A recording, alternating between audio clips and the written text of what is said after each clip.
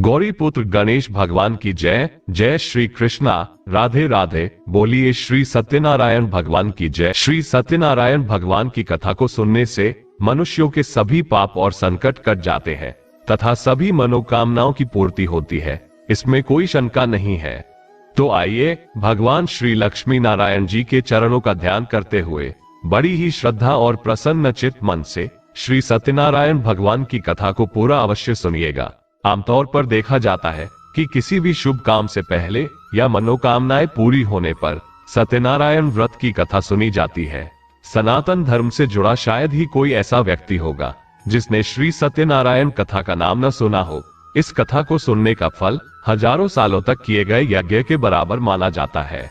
शास्त्रों के मुताबिक ऐसा माना गया है कि इस कथा को सुनने वाला व्यक्ति अगर व्रत रखता है तो उसके जीवन के दुखों को श्री हरि विष्णु खुद ही हर लेते हैं। स्कंद पुराण के मुताबिक भगवान सत्यनारायण श्री हरि विष्णु का ही दूसरा रूप है। इस कथा की महिमा को भगवान सत्यनारायण ने अपने मुख से देवर्षि नारद को बताया है। पूर्णिमा के दिन इस कथा को सुनने का विशेष महत्व है। कलयुग में इस व्रत कथा को सुनना बहुत प्रभावशाली माना गया है, तो हमारी आपसे विनम्र विनती है कि इस कथा को पूरा अवश्य सुनिएगा। जो लोग पूर्णिमा के दिन कथा नहीं सुन पाते हैं वे कम से कम भगवान सत्यनारायण का मन में ध्यान कर ले। ऐसा करने से विशेष लाभ होता है। पुराणों में ऐसा भी बताया गया है कि जिस स्थान पर श्री सत्यनारायण भगवान की पूजा होती है वहां गौरी, गणेश, नवग्रह और समस्त दिक्पाल आ जाते हैं। केले के पेड़ के नीचे अथवा घर के ब्रह्म्य स्थान पर पूजा करना उत्तम फल देता है। भोग में पंजीरी, पंचामृत, केला और तुलसी दल विशेष रूप से शामिल करें। सिर्फ पूर्णिमा को ही नहीं, परिस्थितियों के मुताबिक किसी भी दिन कथा सुनी जा सकती है। बृहस्पतिवार को कथा सुनना विशेष लाभकारी होता है। भगवान तो बस प्रेम और भाव के भूखे हैं। इस कथा के प्रभाव से खुशहाल जीवन, दाम्पत्य सुख, मनचाहे वर वधु, संतान, उत्तम स्वास्थ्य जैसी समस्त मनोकामनाओं की पूर्ति होती है। अगर पैसों से जुड़ी कोई समस्या है तो ये कथा किसी संजीवनी से कम नहीं है। तो जब भी मौका मिले भगवान की कथा सुने और सुनाएं। आइए भगवान श्री लक्ष्मी नारायण जी के चरणों का ध्यान करते हुए इस कथा को सुनते हैं। एक समय की बात है, नैमिषारण्य तीर्थ में शौनक आदि 88,000 ऋषियों ने श्री सूत जी से पूछा, हे प्रभु, इस कलयुग में वेद विद्या रहित मनुष्यों को प्रभु भक्ति किस प्रकार मिल सकती है तथा उनका उद्धार कैसे होगा? हे मुनि श्रेष्ठ, कोई ऐसा तप बताए जिससे थोड़े समय में ही पुण्य मिले और मनोवांछित फल भी मिल जाए। इस प्रकार की कथा सुनने की हम इच्छा रखते हैं। सर्व शास्त्रों के ज्ञाता सूत जी बोले, हे वैष्णवों में पूज्य, आप सभी ने प्राणियों के हित की बात पूछी है, इसलिए मैं एक ऐसे श्रेष्ठ व्रत को आप लोगों को बताऊंगा जिसे नारद जी ने लक्ष्मी नारायण जी से पूछा था और लक्ष्मीपति ने मुनि श्रेष्ठ नारद जी से कहा था। आप सब इसे ध्यान से सुनिए। एक समय की बात है, योगी राज नारद जी दूसरों के हित की इच्छा लिए अनेकों लोकों में घूमते हुए मृत्युलोक में आ पहुंचे। यहाँ उन्होंने अनेक योनियों में जन्मे प्राय सभी मनुष्यों को अपने कर्मों द्वारा अनेकों दुखों से पीड़ित देखा। उनका दुख देख नारद जी सोचने लगे कि कैसा यत्न किया जाए जिसके करने से निश्चित रूप से मानव के दुखों का अंत हो जाए। इसी प्रकार इस चिंता पर मनन करते हुए वो विष्णु लोक में गए।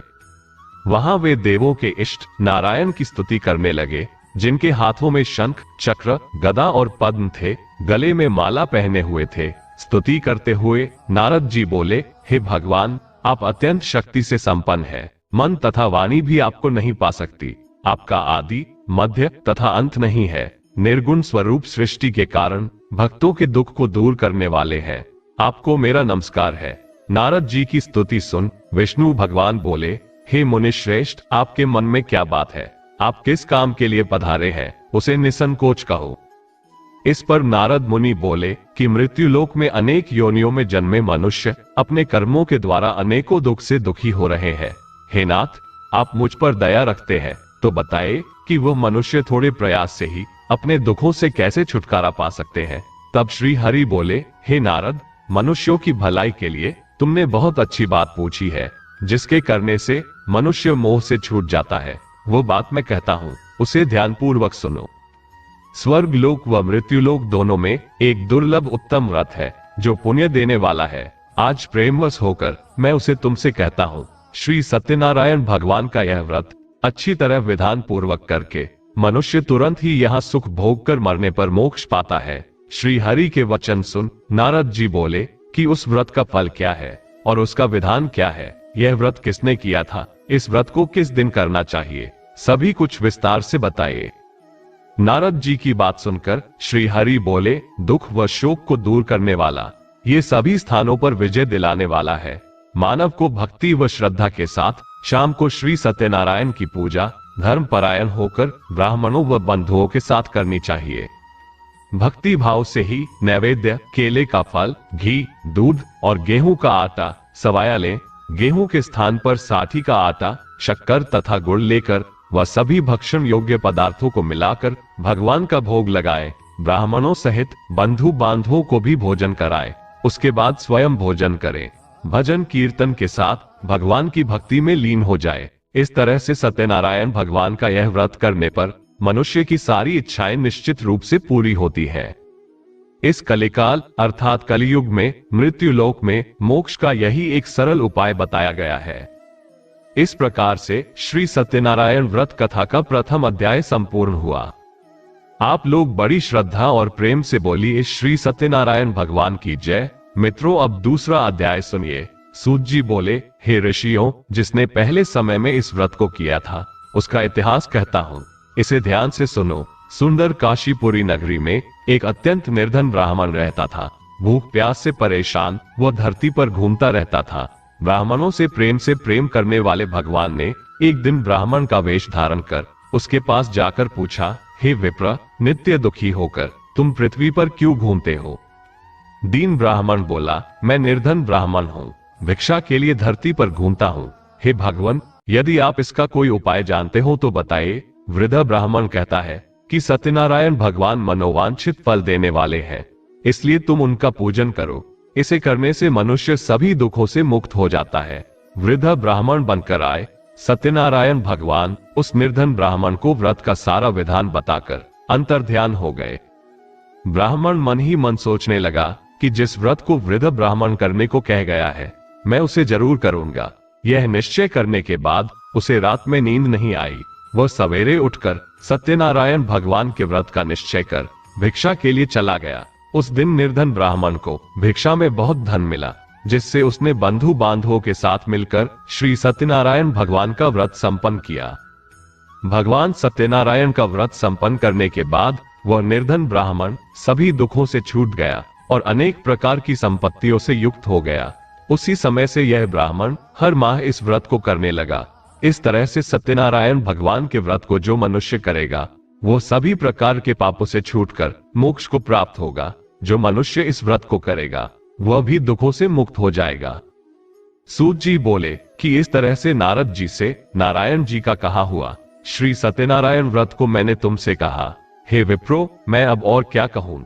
ऋषि बोले, हे मुनिवा, संसार में उस विप्र से सुनकर और किस किस ने व्रत को किया, हम सब इस बात को सुनना चाहते हैं। इसके लिए हमारे मन में श्रद्धा का भाव है। सूत जी बोले, हे मुनियों, जिसने इस व्रत को किया है वो सब सुनो। एक समय वही विप्र धन व ऐश्वर्य के अनुसार अपने बंधु बांधवों के साथ इस व्रत को करने को तैयार हुआ। उसी समय एक लकड़ी बेचने वाला बूढ़ा आदमी आया और लकड़ियां बाहर रखकर अंदर ब्राह्मणों के घर में गया। प्यास से दुखी वो लकड़हारा उनको व्रत करते देख विप्र को नमस्कार कर पूछने लगा कि आप ये क्या कर रहे हैं तथा इसे करने से क्या फल मिलेगा, कृपा मुझे भी बताइए। ब्राह्मण ने कहा कि सब मनोकामनाओं को पूरा करने वाला ये सत्यनारायण भगवान का व्रत है। इनकी कृपा से ही मेरे घर में धन धान्य आदि की वृद्धि हुई है।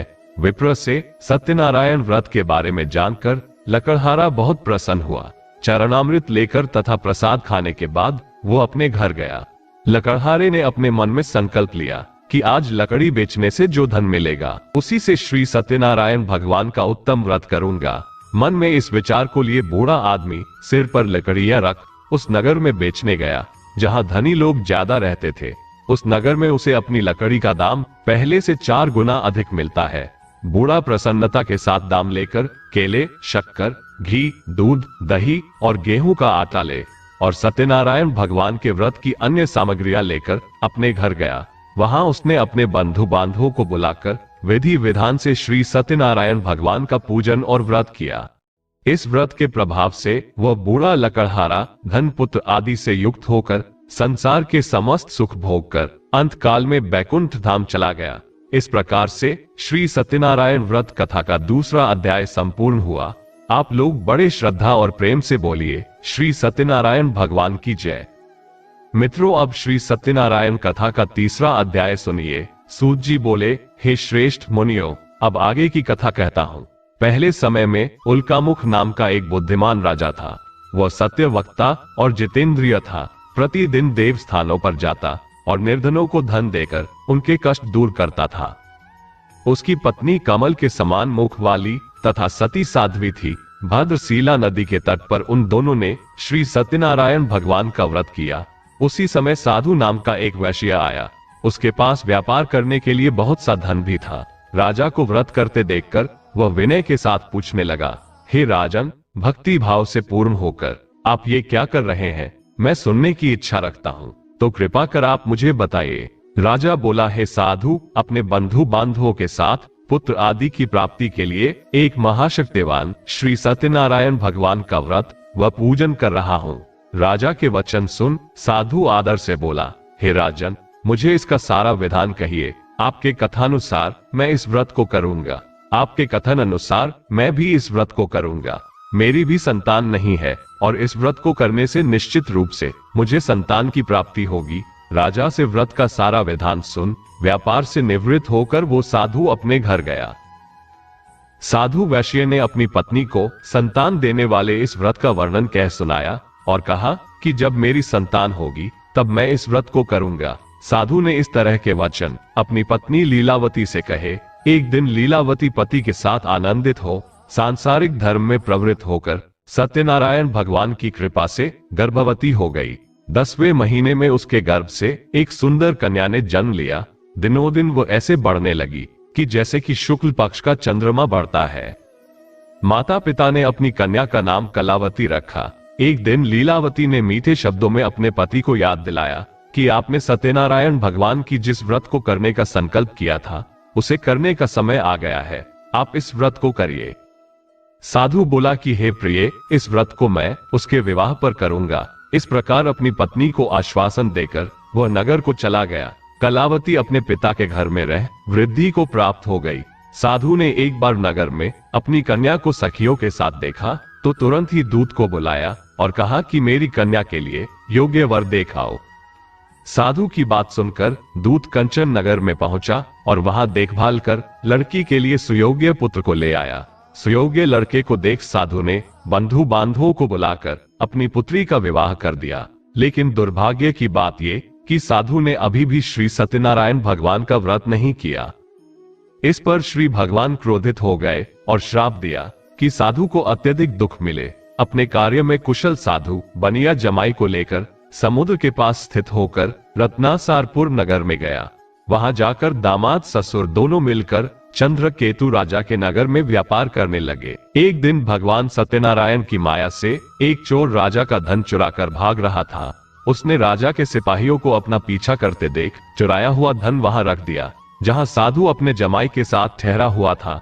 राजा के सिपाहियों ने साधु वैश्य के पास राजा का धन पड़ा देखा तो वह ससुर जमाई दोनों को बांधकर प्रसन्नता से राजा के पास ले गए और कहा कि इन दोनों चोरों को हम पकड़ लाए हैं, आप आगे की कार्यवाही की आज्ञा दे।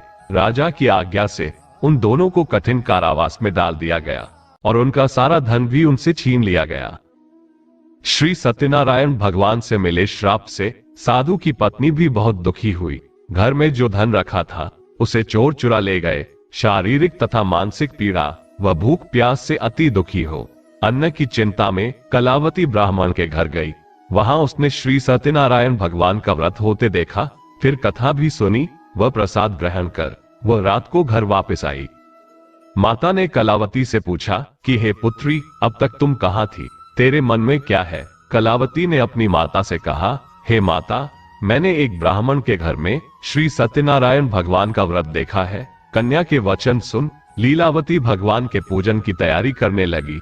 लीलावती ने परिवार व बंधुओं सहित सत्यनारायण भगवान का पूजन किया और उनसे वर मांगा कि मेरे पति तथा जमाई शीघ्र घर आ जाए। साथ ही यह भी प्रार्थना की कि हम सबका अपराध भगवान क्षमा करें।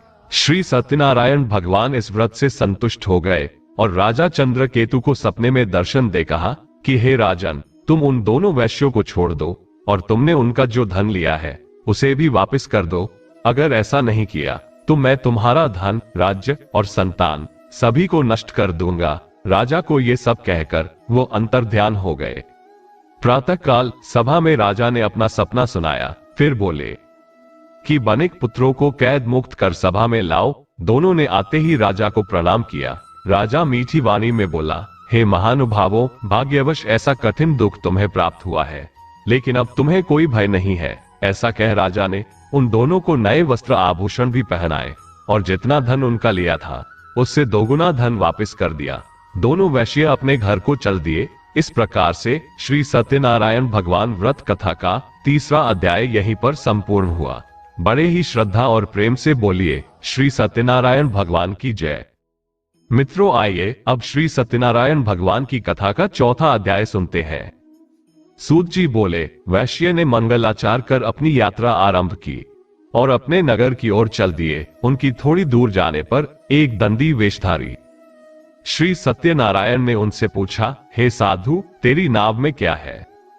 अभी वाणी बनिक हंसता हुआ बोला, हे दंडी, आप क्यों पूछते हो? क्या धन लेने की इच्छा है? मेरी नाव में तो बेल व पत्ते भरे हुए हैं। वैश्य के कठोर वचन सुन भगवान बोले, तुम्हारे वचन सत्य हो। दंडी ऐसा वचन कहकर वहां से दूर चले गए। कुछ दूर जाकर समुद्र के किनारे बैठ गए। दंडी के जाने के बाद साधु वैश्य ने नित्य क्रिया के पश्चात नाव को ऊंची उठती देखकर अचंभा माना और नाव में बेल पत्ते आदि देख वो मूर्छित हो जमीन पर गिर पड़ा। मूर्छा खुलने पर वो अत्यंत शोक में डूब गया। तब उसका दामाद बोला कि आप शोक न मनाएं, ये दंडी का श्राप है, इसलिए हमें उनकी शरण में जाना चाहिए, तभी हमारी मनोकामना पूरी होगी। दामाद की बात सुनकर वह दंडी के पास पहुंचा और अत्यंत भक्ति भाव से नमस्कार करके बोला, मैंने आपसे जो असत्य वचन कहे थे उनके लिए मुझे क्षमा कर दे। ऐसा कहकर महान शोकातुर हो रोने लगा। तब दंडी भगवान बोले, हे बनिक पुत्र, मेरी आज्ञा से बार बार तुझे दुख प्राप्त हुआ है, तू मेरी पूजा से विमुख हुआ। साधु बोला, हे भगवान, आपकी माया से ब्रह्मा आदि देवता भी आपके रूप को नहीं जानते हैं, तब मैं अज्ञानी कैसे जान सकता हूँ? आप प्रसन्न हो जाए, अब मैं सामर्थ्य के अनुसार आपकी पूजा करूंगा। मेरी रक्षा करो और पहले के समान नाव में धन भर दो। साधु वैश्य के भक्ति पूर्वक वचन सुनकर भगवान प्रसन्न हो गए और उसकी इच्छा अनुसार वरदान देकर अंतर्ध्यान हो गए। ससुर जमाई जब नाव पर आए तो नाव धन से भरी हुई थी। फिर वहीं पर अपने अन्य साथियों के साथ सत्यनारायण भगवान का पूजन कर अपने नगर को चल दिए। जब नगर के नजदीक पहुंचे तो दूत को घर पर खबर करने के लिए भेज दिया। दूत साधु की पत्नी को प्रणाम कर कहता है कि मालिक अपने दामाद सहित नगर के निकट आ गए हैं। दूत की बात सुन साधु की पत्नी लीलावती ने बड़े हर्ष के साथ सत्यनारायण भगवान का पूजन कर अपनी पुत्री कलावती से कहा कि मैं अपने पति के दर्शन को जाती हूँ, तू कार्य पूर्ण कर शीघ्र आ जा। माता के ऐसे वचन सुन कलावती जल्दी से प्रसाद छोड़ अपने पति के पास चली गई। प्रसाद की अवज्ञा के कारण श्री सत्यनारायण भगवान रुष्ट हो गए और नाव सहित उसके पति को पानी में डुबो दिया। कलावती अपने पति को वहां न पाकर रोती हुई जमीन पर गिर गई। नाव को डूबा हुआ देख वह कन्या को रोता हुआ देख साधु दुखी होकर बोला कि हे प्रभु, मुझसे तथा मेरे परिवार से जो भूल हुई है उसे क्षमा करें। साधु के दीन वचन सुनकर श्री सत्यनारायण भगवान प्रसन्न हो गए और आकाशवाणी हुई, हे साधु, तेरी कन्या मेरे प्रसाद को छोड़कर आई है, इसलिए उसका पति अदृश्य हो गया है।